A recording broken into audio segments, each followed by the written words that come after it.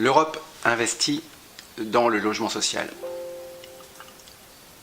à travers deux mesures particulières, les fonds structurels, qui relèvent de la politique de cohésion de l'Union européenne, mais également les prêts de la Banque européenne d'investissement qui ont été développés dans le cadre du plan Juncker de développement des investissements de long terme.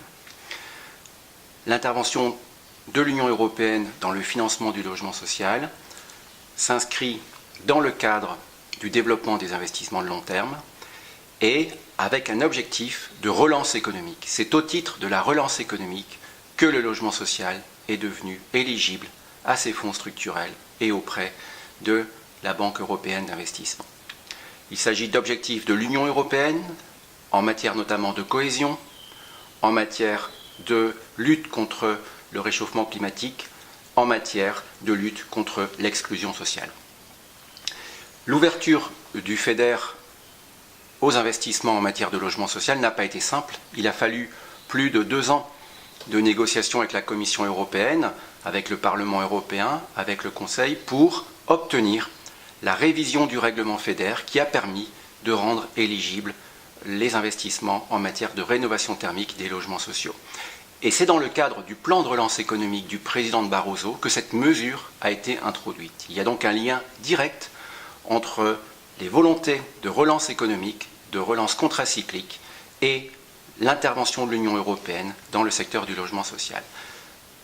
Une première vague de programmation a conduit 835 projets d'organismes HLM à être éligibles au FEDER pour un total de fonds mobilisés de 211 millions d'euros. Ça a généré 1,5 milliard d'euros d'investissement, soit un effet de levier de multiplication 7, 17 000 emplois locaux et surtout 61 000 ménages HLM qui ont bénéficié de ces aides et donc de la réduction de leur charge de chauffage.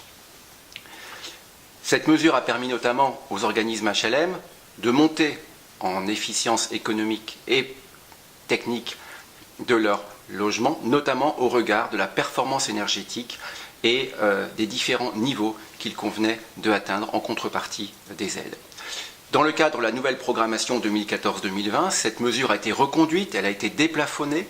Aujourd'hui en France, il y a 475 millions d'euros de FEDER qui sont programmés dans les régions françaises pour venir financer des projets de rénovation thermique du parc HLM.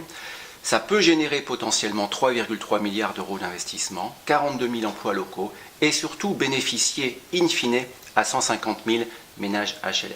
Il y a de surcroît le plan Juncker et les prêts de la BEI, la Banque européenne d'investissement, qui viennent compléter ces subventions à fonds perdus, notamment 500 millions d'euros de prêts de la BEI pour le logement intermédiaire, 500 millions d'euros de prêts de la BEI pour l'éco-prêt de la Caisse des dépôts et dernièrement 50 millions d'euros de prêts de la BEI pour Adoma, pour le logement des migrants. C'est-à-dire qu'aujourd'hui, si on regarde l'apport que peut apporter l'Europe au financement du logement social en France, c'est plus de 686 millions d'euros de FEDER qui ont été ou qui vont être programmés dans le parc HLM.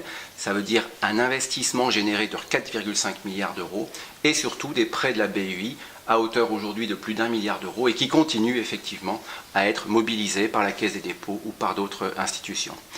Et c'est surtout au bénéfice des locataires que cette Union européenne intervient directement sur leurs conditions de vie et leurs conditions de chauffage.